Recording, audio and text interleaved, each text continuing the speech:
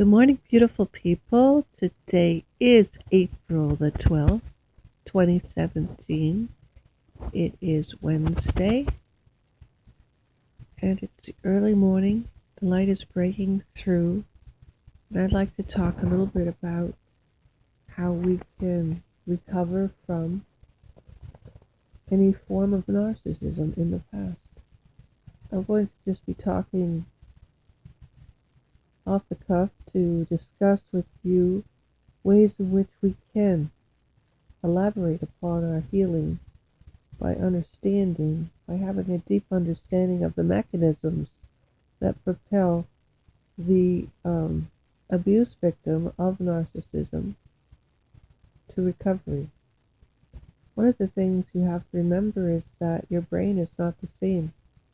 You are a post-traumatic stress disordered victim. Sorry to say, but you have to heal yourself, and that takes time, and that takes patience. But mostly it takes understanding that you were in fact a victim, because you have been told that you are a perpetrator. You've been gaslighted. Your brain doesn't function the way it should.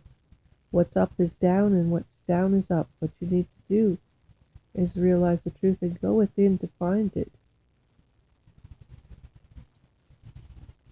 Being a person who has been suffering for years from this sort of abuse and having it targeted systemically and systematically upon my own person, rather than understand that it really is a form of operative brainwash, which is a form of torture, which should be recognized by the UN Charter. People, if you go today to an insurance agent and say that you have been abused mentally, and they'll laugh at you. There's no lawsuit that will protect persons from mental abuse or children from mental abuse. It's very, very hard to prove.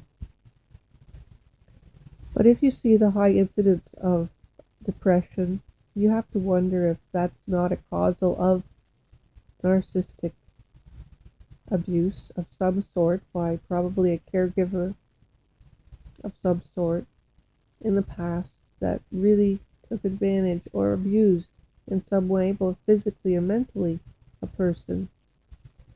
And because in those days it was never ever brought out in the open, and the abuser used the gaslighting in order to further victimize the narcissistic patterning that they were perpetrating upon the victim. So it's really important to read up as much as you can and find out, in your particular case, how it happened.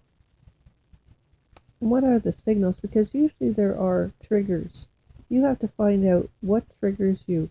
So if you have an emotional reaction to something and you don't understand why you feel so intense, it's because the feelings that you have repressed in your past are coming to the surface, and it's like the head of a boil. It bursts open because this toxic poison bursts open because you haven't been able to contain it any longer. Finally, and that's a really good point where you can actually get into what is causing the extreme emotion or reaction to a simple slight, perhaps. When you understand that this is a building up of toxicity from years and years of being put in a oppressed state of emotional unawareness.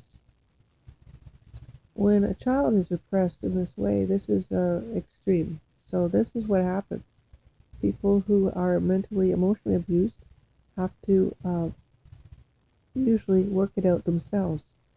Oftentimes, it has been the system that has done this as a way of controlling the populace.